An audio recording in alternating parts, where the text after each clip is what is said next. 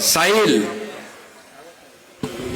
आणि ज्ञानेश्वरी या दोन्ही उभयतांना मी आज मनापासून खूप खूप शुभेच्छा देतो।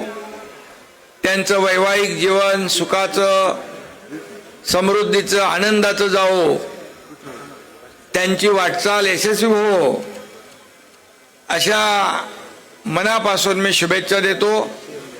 खरं म्हणजे आज सगळे संत, वारकरी, विविध क्षेत्रातले मान्यवर, आताच आपले बागडे नाना गेले आणि विविध लोक,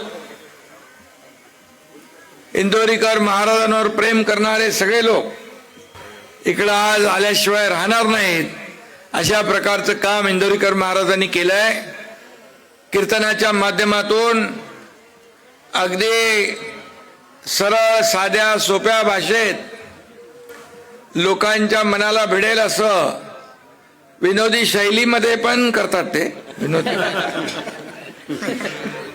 आणि आमदार ताई पण आल्यात, आमदार आमचे अमोल खताळ पण आहेत, आमचे दुसरे लंगेकरजी आहेत, विठ्ठलराव लंगेकर कुठे आहेत,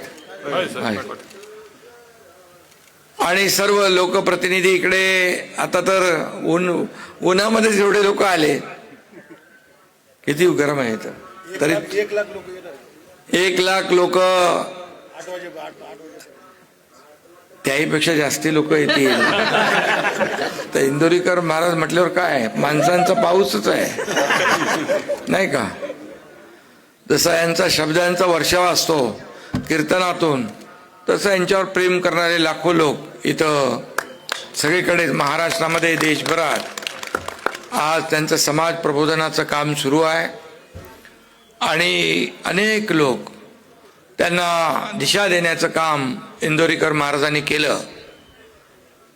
आणि संत परंपरा जी आहे, वारकरी परंपरा आहे, ही महाराष्ट्रामध्ये खूप मोठी आहे। आणि त्यामुळे आषाढी असू द्या, कार्तिकी असू द्या, दर महिन्याच्या एकादशी असू द्या, हा वारकरी संप्रदाय महाराष्ट्राचा खऱ्या अर्थाने एक पाठीचा कणा आहे। आणि वारकरी संप्रदाय आपल्या प्रबोधनातून भजन, कीर्तन, प्रवचन या माध्यमातून समाजाला दिशा देण्याचं काम करतात। आणि म्हणूनच खऱ्या अर्थाने महाराष्ट्र ही शूरांची, वीरांची, संतांची, वारकऱ्यांची भूमी आहे। आणि म्हणून वारकरी संप्रदाय या महाराष्ट्रामध्ये खूप मोठ्या प्रमाणावर आहे। आणि म्हणून वारकरी संप्रदायासाठी अगदी जे जे काही करता आलं ते इंदोरीकर महाराज त्यांच्या टीमने केलंच आहे। आणि मी मुख्यमंत्री असताना देखील अनेक योजना वारकरी संप्रदायासाठी, वारकरी दिंड्यांसाठी आपण अनेक, पंढरपूरला देखील विकास कामं केली। आता देखील देवेंद्रजींच्या माध्यमातून हे काम पुढे सुरू आहे। आणि म्हणून या महाराष्ट्राला पुढे नेण्यासाठी, या महाराष्ट्राला सुजलाम सुफलाम करण्यासाठी, या आमच्या लाडक्या बहिणी देखील उन्हामध्ये आहेत इकडं। मग माझी लाडकी बहीण योजना सगळ्यात मोठी झाली, अगदी सुपरहिट नाही का। आता काय राजकीय बोलणार नाही मी, पण त्या लाडक्या बहिणीने सगळं टांगापलटी करून टाकलाय, घोडे फरार। आणि माझ्या लाडक्या बहिणींना देखील खूप खूप शुभेच्छा देतो। लाडके भाऊ इकडे आहेत, त्यांनाही शुभेच्छा देतो। हे राज्य सर्वसामान्यांचं आहे, हे राज्य कष्टकऱ्यांचं, शेतकऱ्यांचं, वारकऱ्यांचं, माझ्या लाडक्या बहिणींचं आहे।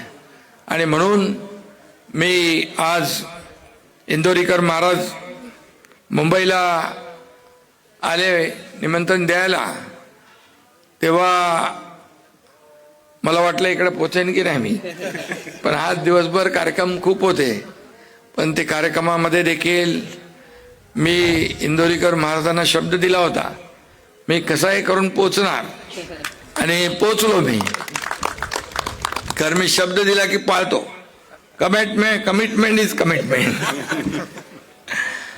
आणि मी म्हणून आपल्याला खूप खूप शुभेच्छा देतो दोन्ही परिवारांना. देशमुख परिवार, चिलप परिवार, या दोन्ही परिवारांना आणि ज्ञानेश्वरी आणि साहिल यांना पुन्हा एकदा मी शुभेच्छा खूप खूप देतो. आणि आपल्या सगळ्यांना इंदोरीकर महाराजांचं असंच मार्गदर्शन या महाराष्ट्राला सातत्याने या देशभरामध्ये त्यांच्या कीर्तन प्रवचनांच्या माध्यमातून समाज प्रबोधन, समाजाला दिशा देण्याचं काम ते करतायत. आणि म्हणूनच त्यांना मनापासून मी धन्यवाद देतो, मनापासून त्यांना शुभेच्छा देतो. आणि त्याचबरोबर इथं ध्वजारोहण काय परमपूज्य स्वामी गगनगिरी महाराजांचा 8वा सप्ताहाचं ध्वजारोहण देखील इथं होत आहे. डॉक्टर नारायण महाराज जाधव आळंदी उपस्थित, उद्धव महाराज मंडलिक, मार्गदर्शक इंदोरीकर महाराज, मार्गदर्शक सगळीकडे व्हॉलंटियर तुम्ही, नो प्रॉब्लेम. इंदोरीकर महाराज असल्यावर काय प्रॉब्लेम आहे, काहीच नाही. आणि म्हणून मी पुन्हा एकदा खूप खूप शुभेच्छा, मनापासून आपल्याला शुभेच्छा. धन्यवाद. जय हिंद, जय महाराष्ट्र.